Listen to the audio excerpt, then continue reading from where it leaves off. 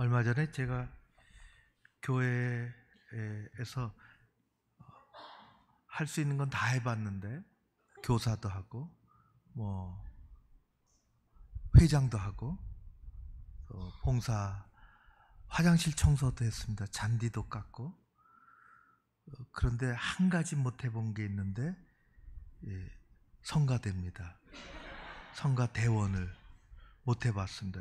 이날까지 해본 적이 없는데, 어느 날 느닷없이 성가대원이 돼서 제가 정말 날로 발전하는군요.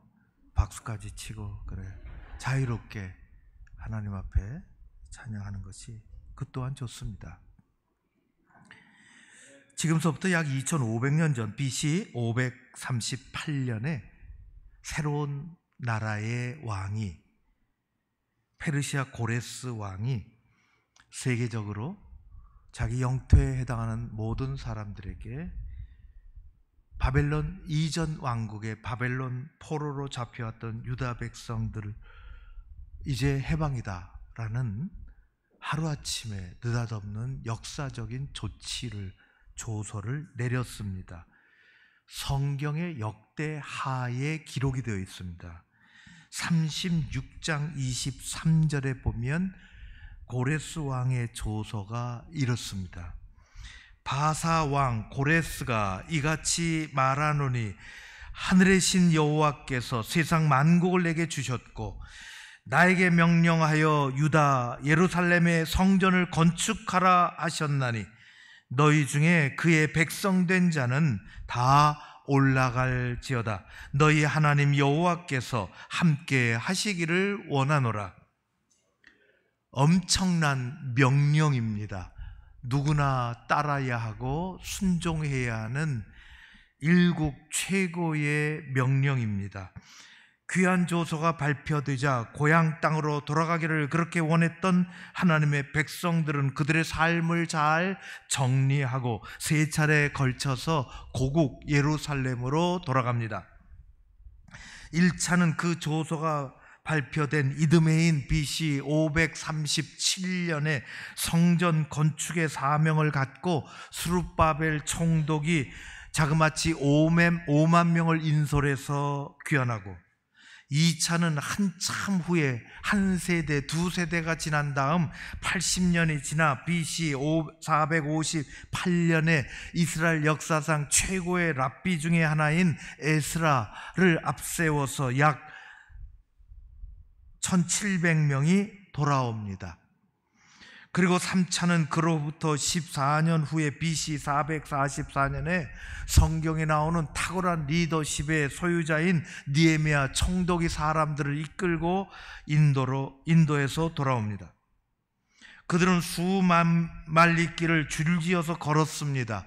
등짐을 하고 아이들을 앞세우고 연로하신 어르신들 모시며 몇 달을 걸쳐서 여러 가지 일들을 만나면서 예루살렘을 귀환하고, 그런 과정 속에 벅찬 감격과 기쁨을 이리 말할 수가 없어 그들은 시편에 누구도 노래할 수 있도록, 그 후대에 성전에 올라가면서 노래할 수 있도록 시편 126편을 담았습니다.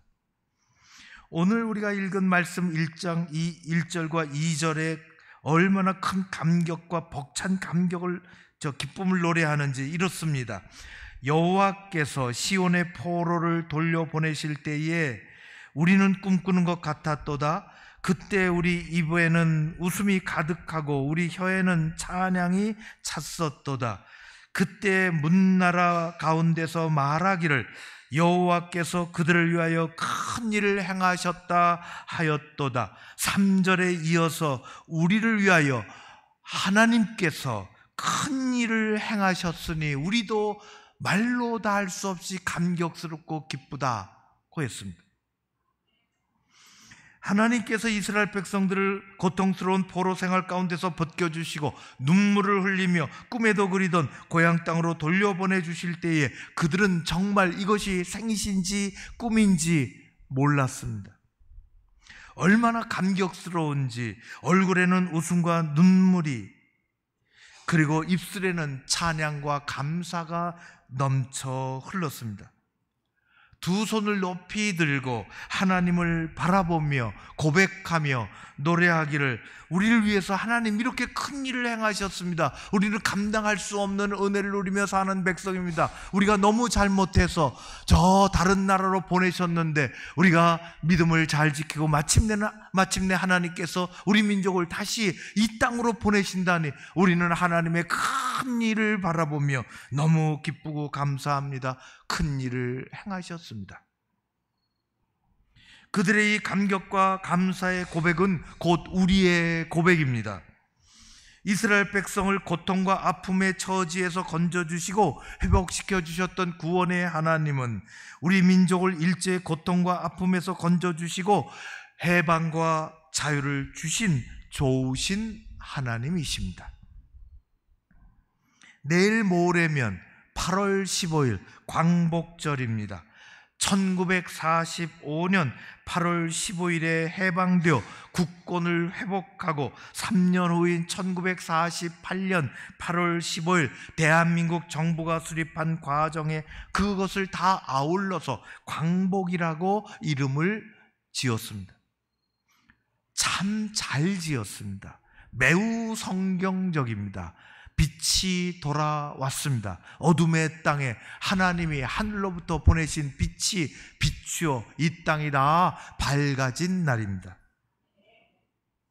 이 또 히로부미는 1905년 11월 17일 강압적인 분위기 속에서 항무 대신 이완용, 외부 대신 박재순, 내부 대신 이지용, 군부 대신 이근택, 농상공부 대신 권중현 등을 찬성으로 받아서 을사보호조약을 체결했습니다.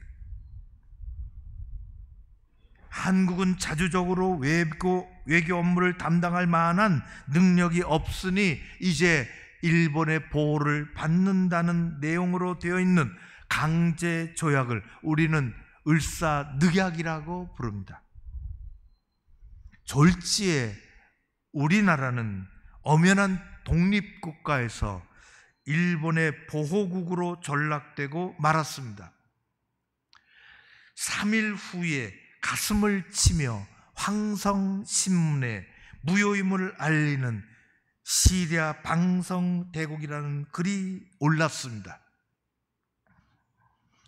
저 개돼지만도 못한 정부 대신이라는 자는 자기의 영달과 이익을 바라고 위협에 겁을 먹어 머뭇거리고 벌벌 떨면서 나라를 팔아먹는 도적이 되어 4,000년을 이어온 강토와 500년 사직을 남에게 바치고 2천만 생명을 모두 남의 노예 노릇하게 하였다. 동포여, 원통하고 분하도다. 2천만 동포여, 살았느냐 죽었느냐. 단군 기자일에 4천년의 국민정신이 하룻밤 사이에 끝나고 말 것인가. 원통하고 원통하도다. 동포요 동포요. 눈물을 흘리며 발표된 이 글을 보고 수많은 백성들이 가슴을 치며 울었습니다. 나라를 팔아먹은 사람이 있는가 하면 재산을 내놓고 목숨을 내놓고 자식에게 부끄러움이 없도록 이 나라를 되찾아 돌려주려고 그렇게 애쓰고 그렇게 살았던 사람들도 많습니다. 을사보호조약이 있은 지 5년 후인 1910년 8월 22일 한일 합방조약이 맺어졌습니다. 대한제국과 일본이 하나 되었다는 이 조약이 공포된 8월 29일은 나라의 수치스러운 날입니다. 국치일입니다. 우리나라의 백성과 땅과 모든 살림이 일본에 편입되었고 일본의 강압적인 통치가 시작된 것입니다. 일본의 제국주의가 극에 달하고 미국과의 태평양 전쟁으로 막바지 발악을 하고 있을 때에 일본 후쿠오카 감옥에 27살의 한 젊은이가 갇혀 있었습니다. 윤동주. 그는 지금의 연변 조선자치주 용정, 당시는 북간도 화룡 명동촌에서 태어났습니다. 믿음의 가정, 장로님의 가정의 장남으로 태어나 어렸을 때부터 민족교육을 받고 신앙교육 속에서 자랐습니다. 그곳에 소학교를 지나 평양숭실중학교로, 서울 연희전문학교로, 일본 유학으로 도지사 대학을 다니다가 일본 경찰의 사상범으로 체포되어 독립운동했다는 죄목을 씌우고 2년형을 받고 그는 후쿠오카 형무소에 수감이 되어 그곳에서 감옥에서 알 수 없는 주사를 많이 맞았으며 의문의 죽음을 맞이하게 됐고, 우리가 잘 아는 것처럼 해방되기 몇 개월 전인 1945년 2월 16일 28세 젊은 나이로 감옥에서 죽고 말았습니다. 지금도 사랑받는 민족 시인 윤동주의 시에는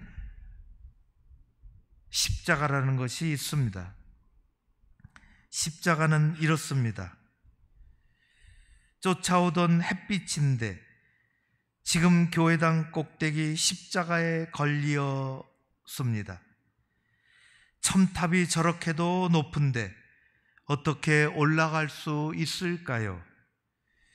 종소리도 들려오지 않는데 휘파람이나 불며 서성거리다가 괴로웠던 사나이 행복한 예수 그리스도에게처럼 십자가가 허락된다면 모가지를 들이우고 꽃처럼 피어나는 피를 어두워가는 하늘 밑에 조용히 흘리겠습니다. 교회당 종소리가 잘 들려오지 않는 희망이 없는 아프고 암담한 나라의 현실이지만, 교회당 꼭대기에 세워져 있는 십자가는 빛을 발하고 있는 것을 젊은 시인은 보고 있었습니다. 미국은 태평양 전쟁의 폐색이 짙어가는 일본에 대하여 전쟁을 빠르게 종식시키기 위하여 나가사키와 히로시마에 원자폭탄을 투하했죠. 일본의 항복으로 제2차 세계대전이 끝이 나고 우리나라 대한민국 이 땅에 드디어 광복이 찾아온 것입니다. 칠흑 같은 어둠의 역사 속에 갇혀 있었는데 자유와 해방의 빛이 찾아온 것입니다. 우리나라는 그냥 되어진 나라가 아닙니다. 하나님은 우리나라를 살려주셨습니다. 대한민국 이 나라에 하늘의 선물을 주셨습니다. 광복을 주신 것입니다. 고난과 고통의 세월 속에서도 하나님은 교회를 남겨두셨고, 그 교회마다, 그 교회가 크든지 작든지, 저 산골 속에 있든지 농촌에 있든지 어디 있든지 남겨두신 교회, 하나님의 말씀이 흐르도록 만들어주셨고, 그리고 기도하는 사람들을 무릎 꿇고 하나님 앞에 기어나가 기도할 수 있도록 기도의 뿌리를 남겨놓으셨습니다. 교회는 일찍이 그래서 나라 사랑을 어떻게 해야 하는 것인지를 알게 되었습니다. 누가 가르쳐 준 것도 아닌데 역사의 주관 되시는 하나님 앞에 말씀을 붙잡고 눈물을 흘리며 내 자식에게는 이 고통을 물려줘서는 안 된다고, 이 나라가 이렇게 되어서는 안 된다고 기도의 무릎을 꿇으며 역사의 주인 되시는 하나님 앞에 나갔습니다. 하나님은 대한민국을 새롭게 빚어내기 시작하셨습니다. 오늘 우리가 읽은 시편 그들이 눈물을 흘리며 노래했던 시편 126편의 5절 6절과 같습니다. 눈물을 흘리며 씨를 뿌리는 자는 기쁨으로 거두리로다. 울며 씨를 뿌리러 나가는 자는 반드시 기쁨으로 그 곡식단을 가지고 돌아오리로다. 여러분 보십시오. 외적으로 모든 것이 다 갖춰져 있지만 한 걸음도 앞으로 나가지 못하는 제자리 걸음하는, 뒷걸음질 치는 그런 나라가 세상에 얼마나 많은지 모릅니다. 그것은 공동체도 마찬가지입니다. 교회 공동체도 그런 교회들이 많이 있습니다. 나라가 어려웠을 때에 이 세대의 부모 세대의 꿈은 한 가지였습니다. 우리 자식들에게는 우리 자신보다 더 나은 삶을 살도록 해주고 싶다는 것입니다. 우리나라는 부존자원이 별로 없고 나라 땅도 작습니다. 그것은 상수입니다. 그것은 물려받은 것이 그렇습니다. 하루아침에 석유가 솟아나는 것도 아니고 하루아침에 땅더리가 기도한다고 커지는 것도 아닙니다. 그러나 역사하시는 분 앞에 우리는 작은 땅더리에 앉아서 큰 믿음 가지고 기도했습니다. 2차 세계대전 이후 세계 근세사에서 가장 성공한 나라가 되었습니다. 하나님이 하신 것입니다. 그것을 잊으면 안 되는 것입니다. 교회는 그 역사를 가지고 있으며 교회는 그 믿음의 씨앗이 어떻게 뿌려지고 어떻게 열매 맺는지를 보고 살아왔습니다. 대한민국은 그냥 이루어진 나라가 아닙니다. 우리 민족이 갈 길을 잃어버리고 당파 싸움을 일삼으며 백성들의 삶이 피폐할 때에 기도하는 어르신들은 무릎 꿇고 나가고, 하나님께서는 동방의 작은 나라 당신의 종들을, 그들을 깨우칠 수 있도록, 말씀으로 양육할 수 있도록 이 작은 땅에 우리가 요청한 것도 아닌데, 우리가 요청한 바도 없는데, 어떻게 보면 우리가 기다리지도 않았는데, 미국에서, 카나다에서, 호주에서 수많은 선교사들이 손에 하나님 말씀을 붙들고 어둠의 땅으로 찾아왔습니다. 하루 이틀 비행기 타면 오는 거리가 아닙니다. 호주의 선교사는 염소 몇 마리를, 암염소, 순염소 몇 마리를 싣고 그 증기기관선에 타겠다고 일본 가는, 안 태워주는데 누가 이 염소를 가지고 탈 수 있냐고, 왜 이 염소를 가지고 가려고 하냐고, 나는 한 조선에 가야 한다고, 이 염소를 키워 젖을 내고 그렇게 해서 조선 사람을 먹여야 한다고 부산 땅에 염소 끌고 내려오는 사진이 존재합니다.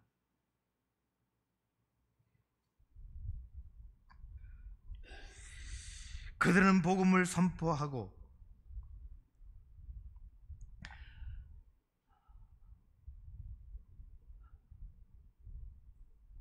예수님의 십자가와 하나님의 사랑을 전해줬습니다. 수많은 기록들이, 지금도 양화진의 선교사들이 우리에게 증언하고 있습니다. 루비 캔드릭은 1883년에 미국 텍사스에서 태어났습니다. 일부 때 캔사스라고 했는데 텍사스입니다. 그녀는 1907년 24살의 나이에 선교사가 되어 그렇게 원하던 조선 땅에 왔습니다. 누가 반겨주는 것도 아닌데, 돈 벌려고 가는 것도 아닌데, 출세하려고 가는 것도, 문화를 즐기려고 아닙니다. 너무 어린 나이에 하나님의 은혜를 가고 싶다고, 조선에 가고 싶다고, 아직 어리니 나이가 차서 가야 된다고 1년을 기다렸다가 왔습니다. 조선 땅을 밟고 황해도 개성에 자리를 하고 교회를 섬기고 학교에서 교사로 역할하고 조선에 그렇게 꿈같은 나날을 보내다가 얼마 못 되어 지금 같으면 아무것도 아닌데 맹장염에 걸려서 급성 맹장염에 걸려서 지금 같으면 그거 며칠이면 다 고치는 것인데 열이 펄펄 나고 어디 갈 데가 없어서 꽃다운 25살의 선교사는 선교의 꽃을 피워보지도 못하고 하나님의 나라로 갔습니다. 고향 부모님에게 몇 차례 편지를 보냈는데 마지막 편지가 이렇습니다. 그대로 남아있는 것입니다. 부모님이 그 편지를 마음에 품고 그거 어떻게 하겠습니까? 역사에 그대로 남아있습니다. 어머니, 아버지, 이곳 조선 땅은 참으로 아름다운 곳입니다. 모두들 하나님을 닮은 사람들 같습니다. 선한 마음과 복음에 대한 열정으로 보아 아마 몇십 년이 지나면 이곳은 예수님의 사람이 넘치는 곳이 될 것 같습니다. 복음을 듣기 위해 20km를 맨발로 걸어오는 아이들을 보았을 때 그들 안에 있는 하나님의 사랑으로 오히려 위로를 받습니다. 그러나 한쪽으로는 탄압이 점점 심해지고 있어요. 그저께는 예수님을 영접하지 일주일도 안 되는 서너 명이 끌려가 순교당하고 토마스 선교사와 제임스 선교사도 순교했습니다. 뒷부분은 이렇습니다. 오늘 밤은 유난히도 고향으로 돌아가고 싶어요. 외국인들을 죽이고 기독교인들을 증오한다는 소문 때문에 부두에서 저를 끝까지 말리셨던 어머니의 얼굴이 자꾸 제 눈앞에 아른거립니다. 아버지, 어머니, 어쩌면 이 편지가 마지막일 수 있어요. 제가 이곳에 오기 전에 뒤뜰에 심었던 하늘의 씨앗이 이제 내년이면 꽃으로 활짝 피겠지요. 그리고 또 다른 씨앗을 만들어 내겠지요. 저는 이곳에 작은 씨앗이 되기로 결심했어요. 제가 씨앗이 되어 이 땅에 묻히게 되었을 때에 아마 하나님의 시간이 되면 조선 땅에는 많은 꽃들이 피고 그들도 여러 나라의 씨앗이 될 것입니다. 저는 이 땅에 저의 심장을 묻겠습니다. 바로 이것이 저를 향한 저의 조선을 향한 열정이 아니라 하나님이 조선을 향한 열정이라는 것을 알게 되었습니다. 아버지, 어머니 사랑합니다. 양아진에 묻혀있는 그녀의 묘비에는 편지에서 나온 한 문장이 새겨져 있습니다. If I have 1,000 lives to give Korea, I should have them all. 만일 나에게 1,000개 목숨이 있다면 나는 그것을 모두 한국의 코리아에 주고 싶습니다. 편지 안에 자기가 씨앗이 되고 꽃이 피고 씨앗이 생기면 여러 나라에 그 씨앗이 퍼질 것입니다. 그렇게 되어 있습니다. 저 아주 가까운 친구가 30년 전에 알지도 못하는 오라기지도 않는 방글라데시에 갔습니다. 가서 그냥 문화체험하고 오려고 한 것이 아니라 씨앗이 되려고. 20년 사역하고 폐병을 얻어 6개월 투병하다가 우리나라에 와서 하나님의 부르심을 받고 그는 평상시 아들 셋에게 얘기했던 것처럼 아빠 엄마는 이곳에 묻힌다. 방글라데시에 묻힌다. 너희들도 방글라데시를 위해서 일하고 아빠 엄마처럼 그렇게 방글라데시에 묻혀야 한다. 양아진에 가봐라. 말없이 우리에게 이야기하는 사람들이 너무 많다. 그들은 자기 땅에 안 가고 우리 땅에 묻혔다. 제 친구는 방글라데시에 묻혔습니다. 아들들이 그 땅에 묻히기를 원하고 어느 한 곳, 양지 바른 곳에 거의 묻혀 있습니다. 저는 방글라데시에 많이 갔습니다. 올가을에 또 가보고 싶어서 아내하고 굳게 약속했는데 기회가 올지는 모르겠습니다. 방글라데시에 가면 친구의 묘지에 갑니다. 하늘에 씨앗이 되어 그곳에 묻힌 그것이 또 많은 열매를 맺을 것입니다. 요한복음 12장에 예수님께서 이렇게 말씀하십니다. 내가 진실로 진실로 너희에게 이르노니 하늘에 밀이 땅에 떨어져 죽지 아니하면 한 알 그대로 있고 죽으면 많은 열매를 맺느니라. 말씀대로 이루어지기 시작했습니다.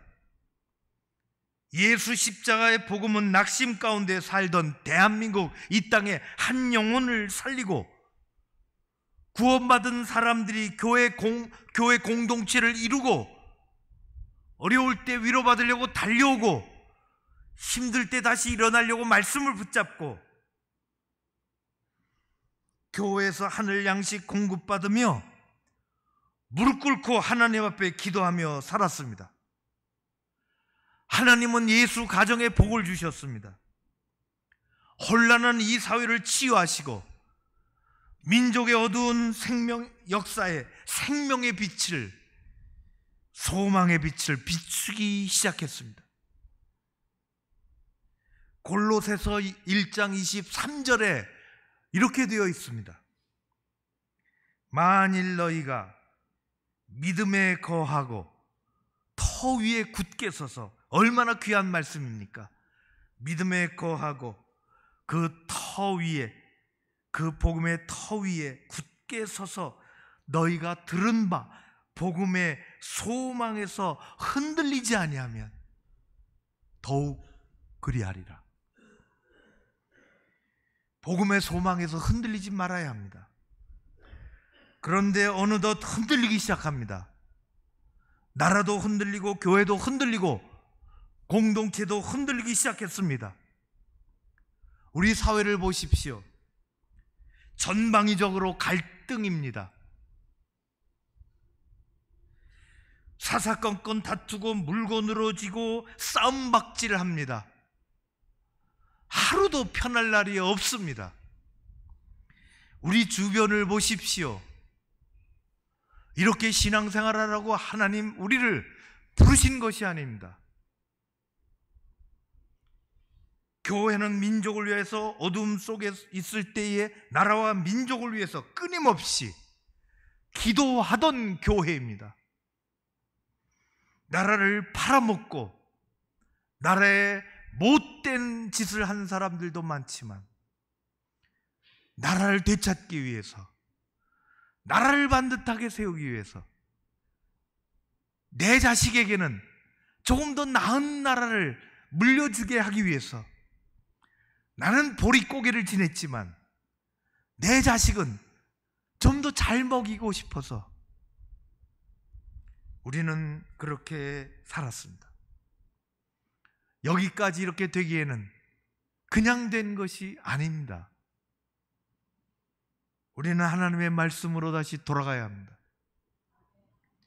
우리 주님 산상수훈에서, 산 위에서 사람들을 앉혀놓고 말씀하셨습니다. 바람결을 따라 사람들의 마음속에 그 산상수훈의 말씀이 들어가기 시작합니다. 천국의 말씀입니다. 우리도 귀담아 들어야 합니다. 마태복음 5장 13절에서 16절까지 이렇습니다. 너희는 세상의 소금이니 만일 소금이 그 맛을 잃으면 무엇으로 짜게 하리요? 후에는 아무 쓸데없어 다만 밖에 벌어져 사람에게 밟힐 뿐이라. 소금, 너희는 세상의 소금이라. 제 역할을 하면 소금의 사명을 다하고 사라지는 것이고, 제 역할 못하면 남에게 밟히는 것입니다. 너희는 세상의 빛이라. 산 위에 있는 동네가 숨기지 못할 것이요 사람이 등불을 켜서 말 아래 두지 아니하고 등경 위에 두나니 이러므로 집안 모든 사람에게 비추느니라. 이같이 너희 빛이 세상 앞에 비치게 하여 그들로 너희 착한 행실을 보고 하늘에 계신 너희 아버지께서 아버지께 영광을 돌리게 하라. 나라를 사랑하는 그리스도인 많이 있었습니다. 나라를 사랑하는 그리스도인, 교회를 바로 섬기는 하나님의 일꾼이 절실하게 필요한 때를 우리는 살아갑니다. 교회는 믿음의 길에서 벗어나지 말아야 하고 하나님 앞에서 더욱 겸손해져야 합니다. 성도는 말씀으로 돌아가고 기도의 자리를 지켜야 하며 하나님 자녀의 본분에서 벗어나지 말아야 하는 것입니다. 예수님 말씀하셨습니다. 소금과 빛이라. 그 사명을 다하며 사는 우리 모두가 되어지기를 바랍니다. 눈물을 흘리며 씨를 뿌리면 언젠가 기쁨으로 거두리라고 하셨습니다. 들은 바 복음의 소망에서 흔들리지 아니하면 그리하리라. 우리 모두의 믿음이 되고 기쁨으로 단을 거두며 돌아오는 여러분 모두 그리고 교회 되기를 주의 이름으로 축원합니다. 고마우신 아버지 하나님,